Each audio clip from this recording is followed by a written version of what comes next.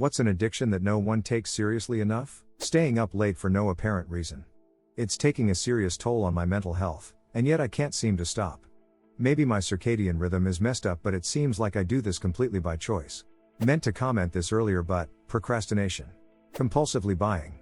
In worst case scenarios, the person either becomes a hoarder due to all the stuff they accumulate and or turns themselves into a debt slave by opening up 10 plus credit cards and maxing them out to buy more stuff to get the dopamine hit. Similar to alcoholism, the person needs to want to change themselves. You can physically take their cards away and cut them up and admonish them or compassionately talk with them, but they have the card info saved on websites like Amazon, and it's trivial to continue buying online without the physical card, or to order a replacement card or open up even more cards to continue putting themselves into the hole. It can be a real compulsion for the buyer. In someone with ADHD, dopamine. It's easy to become addicted to social media, gaming, gambling, attention, drugs, alcohol, and all of the other addictions. Because the real problem is you're just trying to get access to a normal amount of dopamine. Validation. Sleep aids like ZQuil. I've always had sleeping issues. Turns out long-term use can possibly bring on dementia and Alzheimer's. The Food and Drug Administration, FDA, has found a connection between frequent and long-term use of drugs containing diphenhydramine and the risk of developing dementia, including Alzheimer's disease, especially in older adults who abuse this medication. I'm horrified because Alzheimer's runs in my family. Nasal spray. Physician here, I love and hate this answer because it's not discerning enough. Steroid sprays like Flonase and Nasacort as well as saline sprays are not addicting and may need to be used continuously for some severe allergy sufferers. It's the Afrin, as most have pointed out, that can really mess your nose up. Active ingredient oxymetazoline. Definitely one I avoid at all costs. I just wanted to clarify the difference for those who were curious. Scrolling. Almost missed this one, I was going so fast. Attention, and it can manifest in so many ways: social media, causing issues in school, causing chaos, etc. Self-deprecation. It starts as just jokes to break the ice in social situations. Then it becomes a form of sarcasm ingrained into your everyday speech.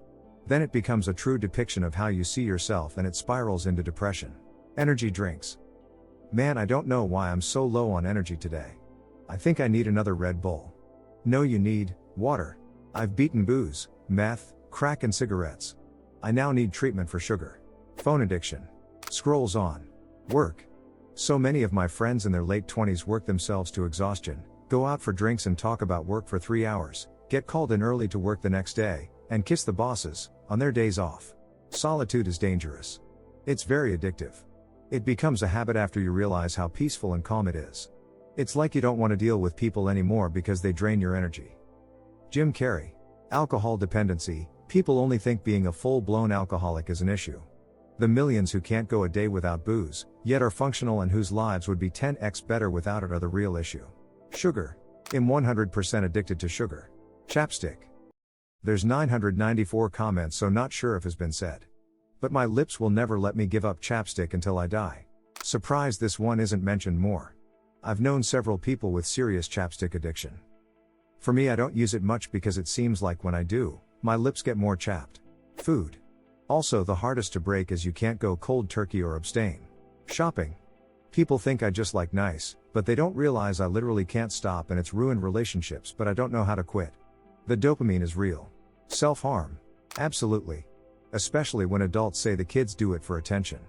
If they are doing it for attention, then give them attention. Sincerely, a former self-harmer. Skin picking. My index, thumb and middle fingers are permanently destroyed, and all my parent says is, "You've got to stop." Yeah, no, I can't. Winning arguments. Or at least the other person giving up. I know a guy that will argue with anyone over anything, with the sole intention of making them give up in disgust. Eating. Social media addiction. I think eventually we will find out that social media contributes to mental illness someday. TV. I swear parents will yell at their children to get off video games and get mad at their kids because they have an addiction to video games, yet they are the ones watching TV 12 hours straight and try to claim it's somehow different. Vaping. I quit, day 2. If you want to stay quit, stop counting. You're not on day 2, you're just not that kind of person anymore. Remember the date, but don't count the days.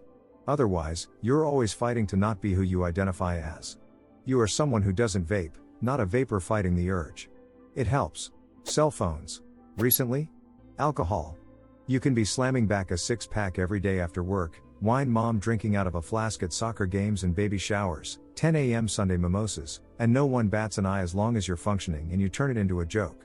Unless you're yourself drooling in a corner at 8 a.m. every morning, no one even thinks alcoholism. Drama. Casual alcoholism. People notice severe alcoholism, where they're obviously drunk in broad daylight, but the number of people I see who are just casually drinking at noon or drinking tons of mimosas at 9 a.m., or make their entire personality about alcohol are way too into alcohol for it to be healthy. Self-harm. This will sound weird but, winning. People nowadays need to feel like they are the victors of everything. If someone has an opinion that differs from yours that is not okay, you need to convince them they're wrong and you're right. Marijuana, not that bad until 20 years go by in a haze. Addiction to work and achievement. Compulsive shoplifting. I saw nobody say this so I'm gonna say it, sadness. Might seem like a weird thing but a lot of people are addicted to making themselves sad or make themselves feel pain. There's a lot that aren't taken seriously, or are looked down upon because of the stigma around it. Food. Gambling. Even legal narcotics are looked down upon. But illegal narcotics aren't seen as what they often are, which is a way to avoid dealing with something in one's past. Much the same can be said about alcoholism. Caffeine. Mainly in the form of coffee, if it's energy drinks, it's suddenly much more of an issue, but people take pride in not functioning without their morning coffee? The amount of shirts, cups and home decor saying stuff like "don't talk to me before my coffee" or "but first." Coffee baffles me. If you can't function without it, you're addicted. Helen. Anger. It releases serotonin. It's cathartic. Easy to become a dominant response in many social situations. Marijuana. I know it's not as bad as other drugs, but if you're seriously going to look me in the eye and say it's not addictive when you wake and bake 24/7.